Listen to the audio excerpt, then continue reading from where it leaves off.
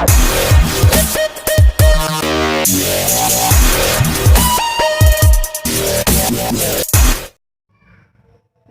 मैत्रिणींनो, आपलं स्वागत आहे मराठी रेसिपीमध्ये। आज मी साबुदाण्याचं थालीपीठ बनवणार आहे। मी 1 वाटी साबुदाणा 5 ते 6 तास भिजत ठेवलेला आहे। आपला साबुदाणा एकदम छान भिजलेला आहे पहा। आता मी त्याला काय काय साहित्य घेतलेले ते सांगणार आहे। मी 2 चम्मच शेंगदाण्याचा कूट घेतलेला आहे दळून। हे भाजणीचं पीठ घेतलेलं आहे मी सर्व प्रकारचं भाजलेलं। आणि मी हिरवी मिरची दळून घेतलेली आहे। 2 बटाटे मी उकडून सोलून घेतलेले, त्याचे साला काढून व्यवस्थित। आता आपण त्याच्यामध्ये हे शेंगदाण्याचा कूट घालणार आहोत। सर्व शेंगदाण्याचा कूट आपण घालून देऊयात। शेंगदाण्याचा कूट घातलेला, आता मी हिरवी मिरची त्याच्यामध्ये घालणार आहे। हिरवी मिरची घालून आपण सर्व घालून ते एकत्र करून घेऊयात। हे भाजणीचं पीठ पण मी त्याच्यामध्ये घालणार आहे। त्याने कसं आपलं साबुदाणा तो थोडा एकत्र होतो, एकदम छान मिक्स होते। सर्व मी एकत्र केलेलं आहे। सर्व एकत्र करून घेतले मी भाजणीचं पीठ आणि ते टाकून। आता छोटी किसणी आहे, याच्यावरतून आपण बटाटे व्यवस्थित किसून घेऊयात। हे उकडून घेतलेलं बटाटे सर्व वाटीमध्ये मी किसून घेतलेला आहे पहा। आता आपण ते सर्व एकत्र मिक्स करून घेऊयात। सर्व बटाटे, साबुदाणा आणि भाजणीचं पीठ पूर्ण आपल्याला व्यवस्थित मिक्स झालं पाहिजे, जेणेकरून आपलं थालीपीठ व्यवस्थित व्हावे, त्याला भेगा पडू नये साईडनी। त्याच्यामुळे आपण पूर्ण व्यवस्थित मिक्स करून घ्यायचं आहे।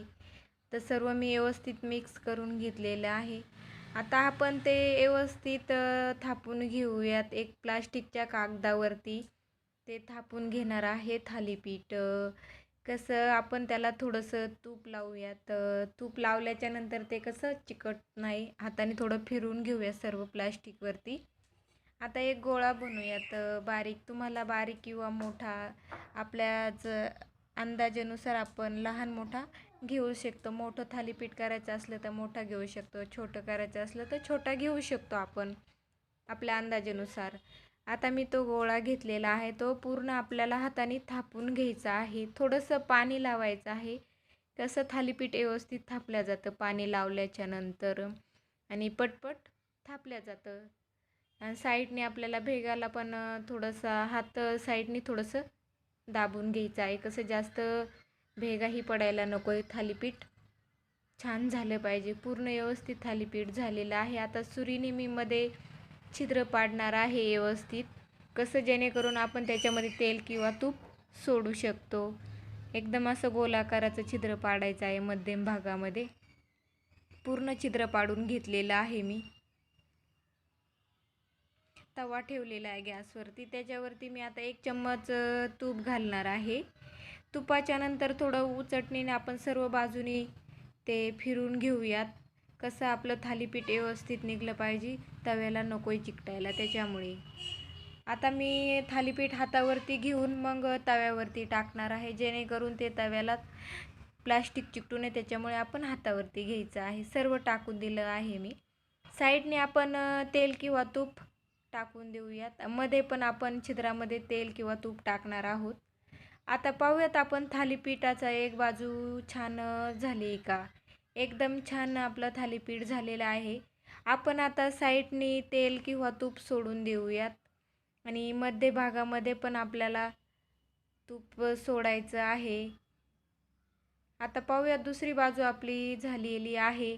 एका डिशमध्ये मी थालीपीठ काढून घेतलेलं आहे। एकदम छान थालीपीठ झालेलं आहे पहा।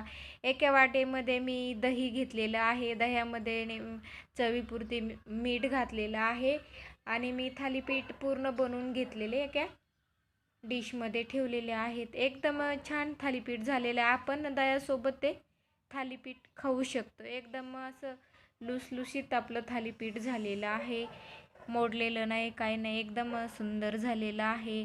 तुम्हाला आवडलं तर हे नवरात्राच्या उपवासासाठी तुम्ही नक्की थालीपीठ करून पहा।